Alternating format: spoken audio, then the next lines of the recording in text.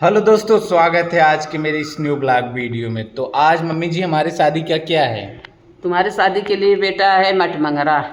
तो गाइज आज है हमारी शादी का मटमंगरा।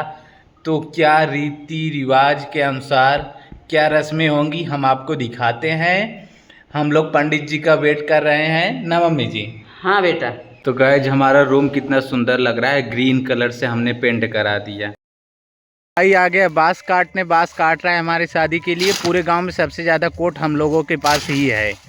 गाइस इस बांस को डाका नहीं जाता, एक रीति रिवाज हम लोगों के यहाँ की ये भी है। बड़ी भाभी बुआ जी का थ्रेडिंग बना रही हैं। दूसरे नंबर वाली भाभी भी तैयार हो गई और ये हमारी सबसे छोटी भाभी भी तैयार हो गई। तो फाइनली पंडित जी आ गए। हमारे गांव वाले धीरे धीरे आना स्टार्ट हो गए। हमारी नाउन जी यहाँ पर माड़ो गड़ेगा यहाँ पर बना रही हैं। यही घर के बीच में माड़ो गड़ेगा। सारे गाँव वाले आ गए, पंडित जी बैठ गए। अब पूजा स्टार्ट होगा। फाइनली मैं भी बैठ गया। माड़ो गाड़ने के लिए नाउन जी ये बनाई है। पंडित जी पूजा कराने के लिए देवता बना रहे हैं। धीरे धीरे पंडित जी पूजा पूरा संपन्न करा चुके। अब कराएंगे माड़ों की गड़ाई।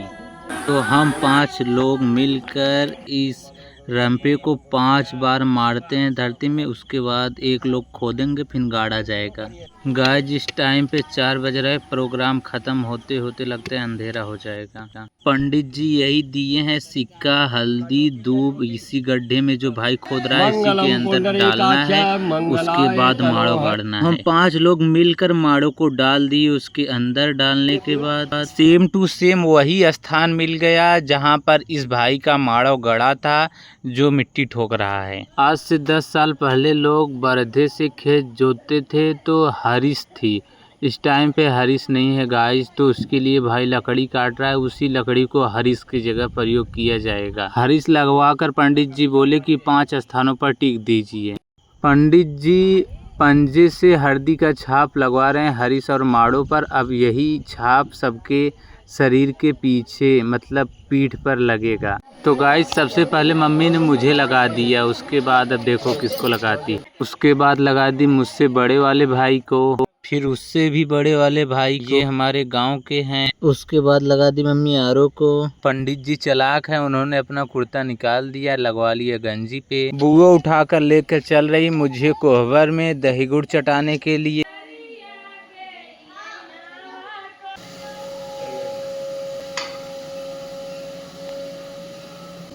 भाई बड़ा मन से खा रहा है, इसका मतलब बहुत पसंद है इसे दही को। गाइस इधर पानी आ गया।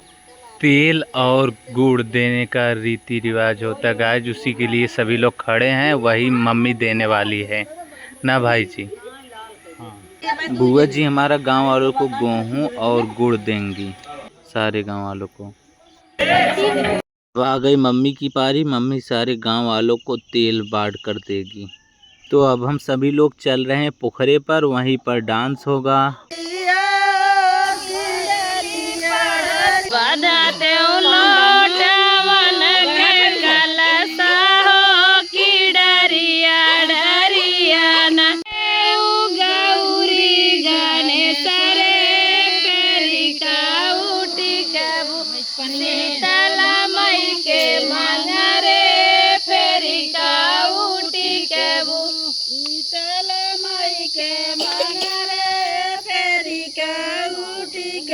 शीतला मई के मंगरे फेरी का उठी कबू पूरी जाने सारे फेरी का उठी कबू दूल्हा के सुनी रे फेरी का उठी कबू टिकिले गौरी जाने सारे फेरी का उठी कबू दूल्हा के सुनी रे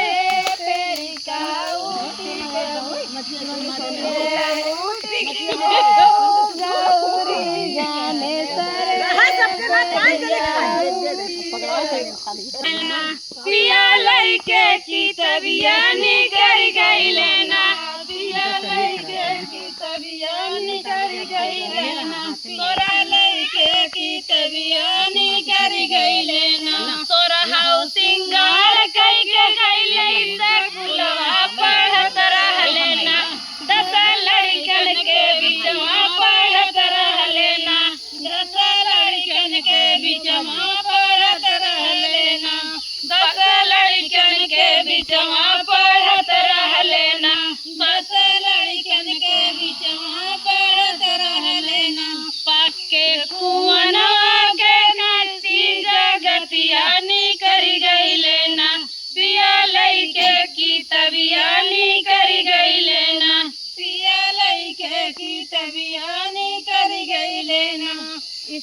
10 लड़ी तोरा हाउ सिंगार गई के दैले से कुलवा लागत है ना मोरा प्यारा दूल्हा लागत है ना मोरा प्यारा दूल्हा लागत है ना तनिक मुड़िया हमारी ओरिया घूमौता सुफल होते ना मोरा तोरा हाउ सिंगारवा सुफल होते ना मोरा तोरा हाउ सिंगारवा सुफल होते ना मोरा तोरा हाउ सिंगारवा सुफल होते ना मोरा तोरा हाउ सिंगारवा सुफल होते ना रलिया तार कास के बिजुलिया तार कास के बिजुलिया तार कास के बनी जाबाई जोगिनिया राजा रही जाबा तरस के गाना चकरा डीजे बुझिन बजाओ राजा रही जाबा तरस के बनी जाबाई जोगिनिया राजा रही जाबा तरस के बनी जाबाई जोगिनिया राजा रही जाबा तरस के झाझरे गेड़ू लवा गंगा जल पानी गंगा जल पानी गेड़ू लाना घोट फिल्मिया में रही के फिल्मिया में रही के बनी जाबाई जोगिनिया राजा रही जाबा तरस के बनी जाबाई जोगिनिया राजा रही जाबा तरस के रेलिया तार कास के बिजुलिया तार कास के बिजुलिया तार कास के बनी जाबाई जोगिनिया राजा रही जाबा तरस के बनी जाबाई जोगिनिया राजा रही जाबा तरस के बनी जाबाई जोगिनिया राजा रही जाबा तरस के बनी जाबाई जोगिनिया राजा रही जाबा तरस के सोने की थाली में जेवना बनाए जेवना बनाए जेवना न जेवै फिल्मिया में रही के फिल्मिया में रही के बन जाबाई जोगिनिया राजा रही जाबा तरस के बन जाबाई जोगिनिया राजा रही जाबा तरस के बन जाबाई जोगिनिया राजा रही जाबा तरस के बन जाबाई जोगिनिया राजा रही जाबा तरस के रलिया तार कास के बिजुलिया तार कास के बिजुलिया तार कास के बन जाबाई जोगिनिया राजा रही जाबा तरस के बन जाबाई जोगिनिया राजा रही जाबा तरस के लवंगा हिलाची कबीरवा जराए बीरवा जराए बीरवा न कुछ फिल्मिया में रही के फिल्मिया में रही के बन जाबाई जोगिनिया राजा रही जाबा तरस के बन जाबाई जोगिनिया राजा रही जाबा तरस के बन जाबाई जोगिनिया राजा रही जाबा तरस के तब तूने अवर हम भौजाई जाऊ भलाई चाहना। तो गाइस मम्मी मुझे नहीं छोड़ रही है ऐसा कुछ सिस्टम होगा इसी कारण से ना मम्मी। हाँ बेटा गाइस हम पहुंच गए घर। देखिए भाई कितना लापरवाह है, कैमरा चलाने के चक्कर में मोरी गिरा दिया था। कैमरे के बैग में था कोई लाया। तो गाइस हम लोग सभी लोग पहुंच गए घर। भाभी अभी गाते गाते आ रही हैं, तो दौरी उतरवाने के लिए मेरी आवश्यकता है। तो गाइस देख लीजिए हमारी नावन जी थक गई है, हमारे मोड़ पे रख दी। तू भी आन पाछा मूसर मम्मी छोड़ आई बक्से में। चलो हाँ चलिए स्टार्ट करिए। गाओ हम का झालर के करे हाथे ताली जी के करे हाथे प्रेम के सुपवा पारा छैली लारी जी के करे हाथे प्रेम के करे हाथे प्रेम के सुपवा पारा छैली लारी जी के करे हाथे प्रेम के सुपवा मलिया हाथे आला झालर नाउन हाथे थाली जी अम्मा हाथे प्रेम के लोड़वा पारा छैली लारी जी अम्मा हाथे प्रेम के लोड़वा अम्मा हाथे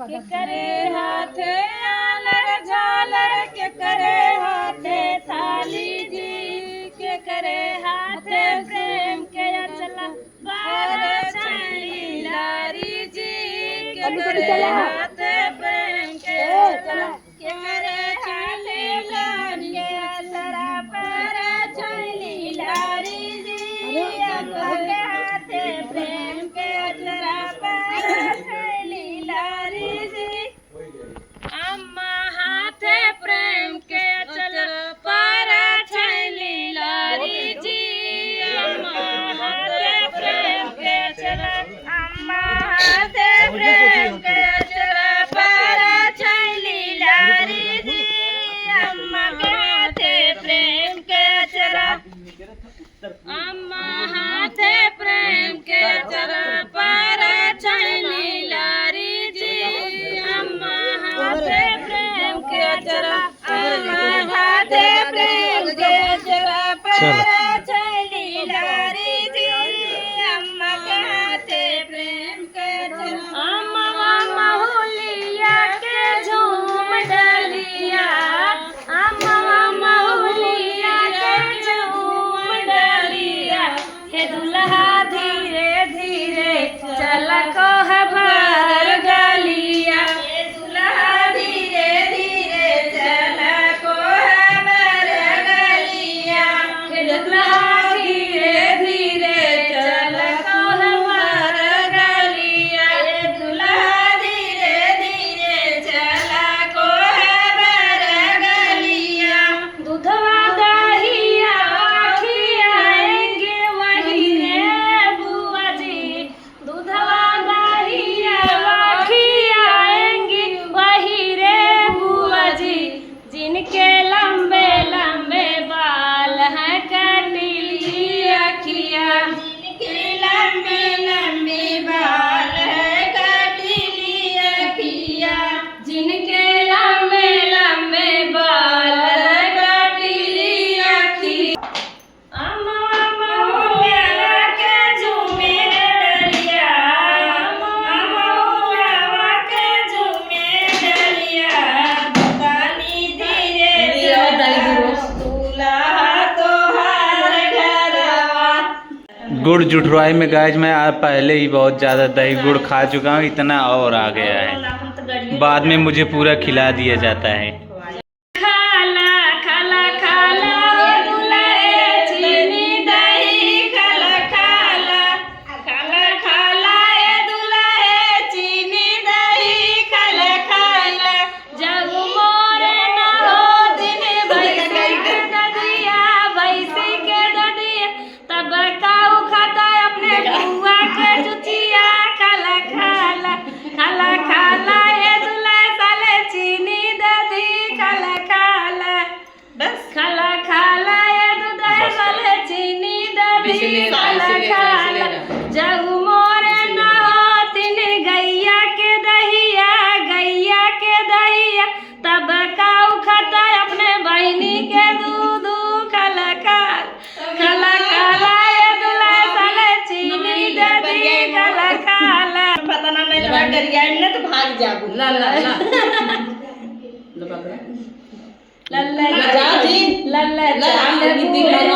छठियान बुआ नोट ले बिनार सियान बुआ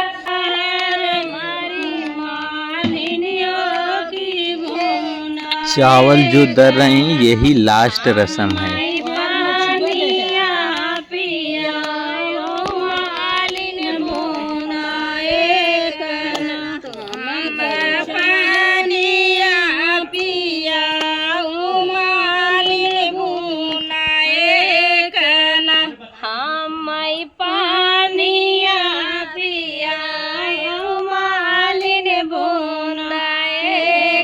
मुझे कोहबर तक पहुंचा दी सभी लोग। आज का ब्लॉग वीडियो यहीं तक था, फिर मिलेंगे किसी नेक्स्ट ब्लॉग वीडियो में। तब तक के लिए बाय बाय टाटा।